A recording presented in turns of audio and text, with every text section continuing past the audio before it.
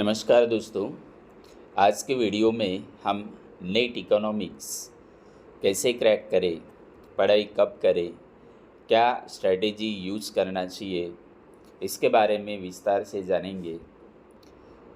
दोस्तों, मैं खुद फिजिक्स सब्जेक्ट में सेट क्वालिफ़ाई किया हूँ, एजुकेशन सब्जेक्ट में नेट क्वालिफ़ाई किया हूँ, एमबीए मैनेजमेंट इसमें भी मेरा नेट है, तथा मैं इकोनॉमिक्स और इकोनॉमिक्स में भी मैं नेट क्वालिफाई हूँ। तो मैं खुद 3 सब्जेक्ट में नेट क्वालिफाई और 1 सब्जेक्ट में सेट क्वालिफाई हूँ।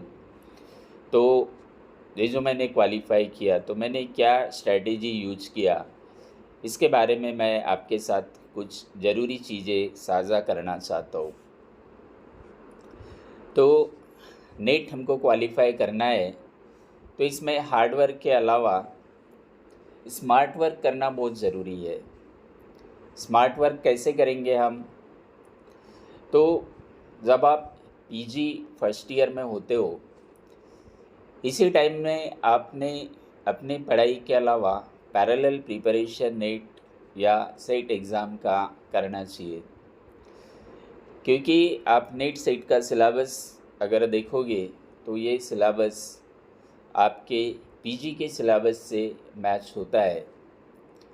इसमें कुछ ऐसा भी सिलेबस होता है जो कंपलसरी सब्जेक्ट में नहीं लेकिन ऑप्शनल सब्जेक्ट से भी लिया गया है। अब आपका वो ऑप्शनल सब्जेक्ट नहीं है तो आप उस पर्टिकुलर सब्जेक्ट में टोटली ब्लैंक रहोगे। जैसा इकोनॉमिक्स के नेट में इकोनोमेट्रिक्स का सिलेबस है 1 यूनिट का, मैथमेटिकल इकोनॉमिक्स का भी 1 यूनिट है, उसका भी सिलेबस है। ये दोनों सब्जेक्ट मैक्सिमम यूनिवर्सिटीज़ में ऑप्शनल सब्जेक्ट है, मतलब कंपलसरी नहीं है। तो ज़्यादातर स्टूडेंट्स ये ऑप्शनल सब्जेक्ट नहीं लेते।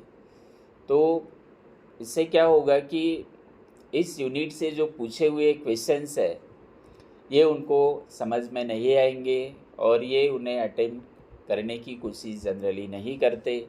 अगर करते भी है तो वह आंसर गलत पाए जाते हैं। तो अलग अलग यूनिवर्सिटीज़ में अलग अलग ऑप्शनल सब्जेक्ट होने के कारण कंप्लीट जो 10 यूनिट का जो सिलेबस है वह हर कोई स्टूडेंट नहीं पढ़ पाता।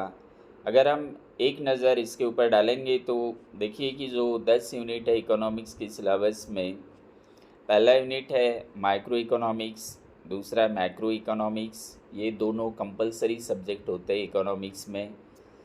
एमए पार्ट 1 में ही हमको ये 2 सब्जेक्ट, अगर सेमिस्टर पैटर्न है तो पहले दूसरे सेमिस्टर में जनरली ये सब्जेक्ट होते हैं।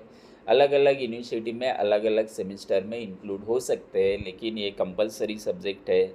स्टैटिस्टिक्स एंड इकोनोमेट्रिक्स कुछ यूनिवर्सिटीज़ में स्टैटिस्टिक्स एक कंपलसरी सब्जेक्ट होता है, लेकिन अधिकतर यूनिवर्सिटीज़ में स्टैटिस्टिक्स और इकोनोमेट्रिक्स ये ऑप्शनल सब्जेक्ट होता है। मैथमेटिकल इकोनॉमिक्स ये ऑप्शनल सब्जेक्ट है। इंटरनेशनल इकोनॉमिक्स ये कुछ यूनिवर्सिटी में कंपलसरी तो कुछ यूनिवर्सिटी में ऑप्शनल में है। पब्लिक इकोनॉमिक्स ये भी कुछ यूनिवर्सिटीज़ में कंपलसरी सब्जेक्ट में है, कुछ यूनिवर्सिटीज़ में ये ऑप्शनल सब्जेक्ट में है। Money and banking compulsory subject होता है। ग्रोथ एंड डेवलपमेंट इकोनॉमिक्स ये कंपलसरी सब्जेक्ट है। एनवायरमेंटल इकोनॉमिक्स ये ऑप्शनल सब्जेक्ट हो सकता है और इंडियन इकोनॉमी एक कंपलसरी सब्जेक्ट है।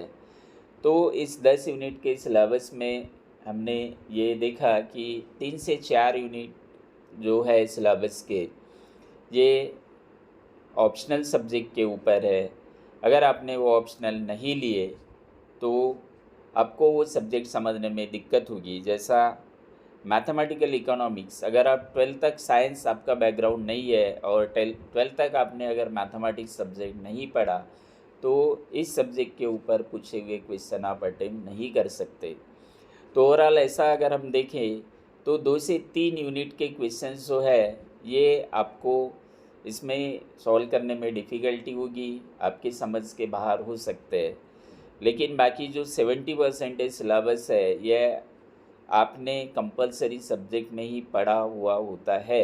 अब नेट क्वालिफाई करने के लिए 100% सिलेबस कवर करना या 100% सिलेबस पढ़ना ज़रूरी नहीं है, लेकिन हम जो भी यूनिट प्रिपेयर करते हैं वो थोरोली करना चाहिए। मतलब आप 7 यूनिट की अगर हम पढ़ाई करते तो इसका मतलब आप 70 क्वेश्चंस के आंसर दे सकते हैं। तो इस 70 में आपके जो मिस्टेक है वो कम से कम होना चाहिए। अगर आपने पेपर 1 में 80+ स्कोर किया तो और पेपर 2 में अगर आपका 50% भी स्कोर है तो आप नेट ईज़िली क्वालिफाई कर सकते। पेपर 1 में 80 स्कोर लाना पॉसिबल है। 80 अगर ज़्यादा होता है तो 70 तक तो आप स्कोर कर ही सकते। उसमें भी मैथमेटिक्स, रीजनिंग ये पार्ट छोड़ के बाकी का जो पार्ट है वो काफ़ी इजी होता है, उसको टारगेट कर सकते। तो उसमें अगर 70 स्कोर करते और इसमें 50% आपका स्कोर है तो आप इजीली नेट क्वालिफाई कर सकते। और 50% स्कोर होने के लिए आप अगर 70% सिलेबस अगर पढ़ते हो तो भी आपका नेट क्वालिफाई हो सकता है। जैसा हम अभी डिटेल में देखते कि एक यूनिट देखेंगे केवल डिटेल में, जैसा माइक्रो इकोनॉमिक्स पहला यूनिट है। इसमें theory of consumer behaviour, theory of production in cost, इस तरह के कम से कम 9 से 10 टॉपिक है।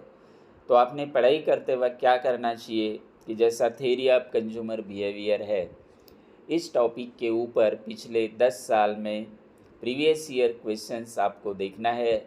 इस टॉपिक के ऊपर क्या क्वेश्चन पूछा है, उस क्वेश्चन के आजू बाजू की इंफॉर्मेशन, रिलेटेड जो कंटेंट है वो उसकी नोट्स आपने खुद में बनाना चाहिए।